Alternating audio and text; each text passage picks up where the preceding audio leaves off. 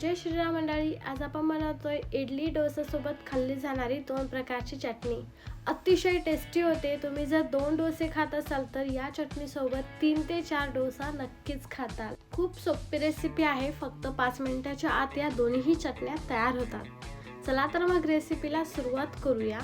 सुरुवातीला आपण ओल्या नारळाची चटणी बनवणार आहोत। त्यासाठी इथे मी हाफ ओला नारळ साल काढून घेतलेला आहे।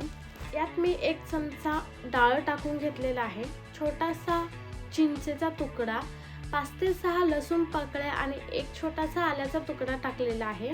यामध्ये मी 2 हिरवी मिरचीचे तुकडे सुद्धा टाकून घेते। चवीपुरतं मीठ टाकून घेऊया आणि आता आपण हे कोरडच मिक्सरमध्ये वाटून घेऊया।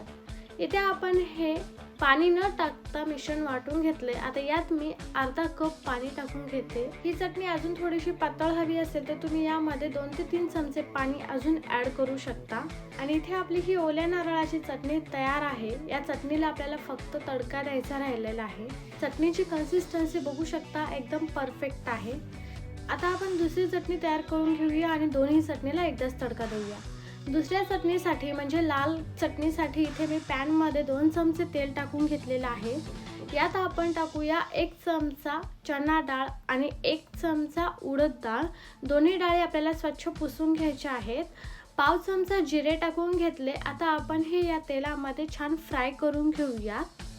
इथे या दोन्ही डाळी छान परतून झालेल्या आहेत। आता यात मी 3 सुक्या लाल मिरच्या टाकलेल्या आहेत आणि 1 मोठ्या आकाराचा कांदा सुद्धा मी यामध्ये टाकलेला आहे। कांदा आपल्याला हलकासा गुलाबी रंग येईपर्यंत परतून घ्यायचा आहे। आपल्याला कांदा टोमॅटोची पेस्ट करायची आहे, त्यामुळे मी कांदा आणि टोमॅटो एकदम बारीक कट करून घेतलेले नाही। यानंतर मी यामध्ये 1 मोठ्या साईजचा टोमॅटो सुद्धा टाकून घेतलेला आहे। कांद्यामध्ये टोमॅटो छान मिक्स करून घेऊया आणि त्यानंतर चवीपुरतं मीठ टाकून घेऊया। आता हे मिक्स करून 1 ते 2 मिनिट झाकण ठेवून टोमॅटो छान शिजवून घेऊया। इथे आपले 2 मिनिट झालेले आहेत। टोमॅटो छान मऊ झालेले आहेत।